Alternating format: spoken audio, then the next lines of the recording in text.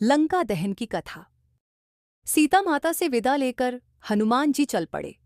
फिर रुककर सोचने लगे कि अब आ गए हैं तो कुछ अपना पराक्रम भी दिखाए और शत्रु का बल भी जाने, आगे काम आएगा।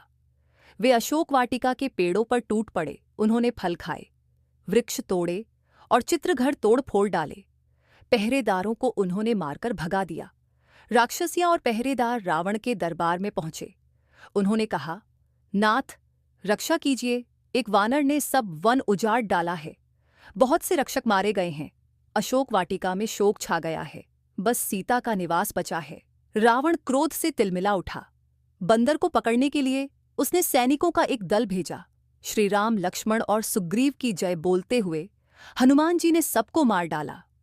रावण को जब उसका पता लगा तब उसने अपने वीर पुत्र अक्षय कुमार को हनुमान जी से युद्ध करने के लिए भेजा। अक्षय कुमार महारथी था। दोनों वीर भिड़ गए। अंत में एक बड़ा सा वृक्ष उखाड़कर हनुमान जी ने राक्षस कुमार पर दे मारा। उसका रथ टूट गया और वह सारथी समेत मर गया। पुत्रवध का समाचार पाकर रावण के क्रोध का ठिकाना न रहा। उसने अपने सबसे बड़े बेटे मेघनाथ को बुलाया। वह बड़ा वीर था, उसने इंद्र को भी जीत लिया था, इसलिए उसका एक नाम इंद्रजीत भी हो गया था। रावण ने मेघनाथ की प्रशंसा की और हनुमान जी पर विजय पाने के लिए परामर्श भी दिया। अपना बल वर्णन करके मेघनाथ चल पड़ा। हनुमान जी ने देखा कि एक बड़ा प्रबल योद्धा आ रहा है। वे आकाश में उड़ गए और पैंतरा बदल बदल कर राक्षस के बाणों से बचने लगे। इंद्रजीत के अनेक अमेघ बाण भी उन्होंने व्यर्थ कर दिए। हनुमान जी ने भी बड़े बड़े वृक्ष उखाड़कर मेघनाथ पर फेंके, पर उस धनुर्धर ने उन्हें बीच में ही काटकर गिरा दिया। हनुमान जी किसी भी तरह मेघनाथ के हाथ नहीं आ रहे थे। तब उसने ब्रह्मास्त्र चलाया। ब्रह्मास्त्र का मान रखने के लिए हनुमान जी ने उसे सहन किया और चोट खाकर वे गिर पड़े। मेघनाथ की आज्ञा से राक्षसों ने उन्हें बांध लिया। बांधते समय हनुमान जी ने अपना शरीर बहुत बढ़ा लिया। रस्सियों से खींचते हुए राक्षस उन्हें रावण की सभा में ले चले। रास्ते में वे उन्हें मुक्कों से मारते जाते थे। दरबार में पहुंचकर हनुमान जी ने देखा कि सोने के सिंहासन पर लंका का स्वामी रावण बैठा है। उसका तेज सूर्य के समान है। हनुमान जी को वह सब प्रकार से योग्य और शक्तिशाली दिखाई दिया। रावण की आज्ञा से सेनापति प्रहस्त ने हनुमान जी से पूछा, तुम कौन हो? यहाँ क्यों आए हो? अशोक वाटिका को तुमने क्यों उजाड़ा और राक्षसों को मारने का दुस्साहस तुमने कैसे किया? रावण की ओर मुंह करके वे निडर होकर बोले, महाराज, मैं किष्किंधा के राजा सुग्रीव का सेवक हूं और श्रीराम का दूत हूं। मेरा नाम हनुमान है। श्रीराम की अर्धांगिनी सीता माता को आप हर लाए हैं। उन्हीं की खोज में मैं यहाँ आया हूं। वंदिनी सीता माता से मैं मिल चुका हूं। आपके दर्शन करना चाहता था, इसलिए मैंने अशोक वाटिका में उत्पात किया कि शायद इस तरह आपसे भेंट हो जाए। अपनी जान बचाने के लिए आपके योद्धाओं से मुझे लड़ना पड़ा। इसमें मेरा कोई अपराध नहीं।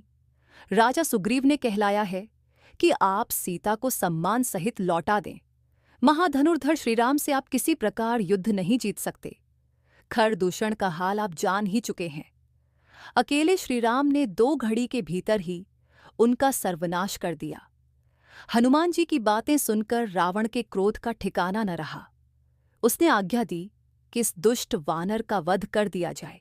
तभी रावण के छोटे भाई विभीषण ने निवेदन किया, महाराज, राजनीति के अनुसार दूत का वध नहीं किया जाता।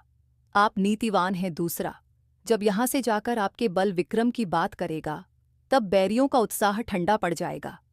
रावण ने विभीषण की बात मान ली और आज्ञा दी कि वानर की पूंछ में तेल से तर कपड़े लपेट दिए जाए, फिर नगर में घुमाकर पूंछ में आग लगा दी जाए। जब पूंछ जल जाए तो इसे छोड़ दिया जाए।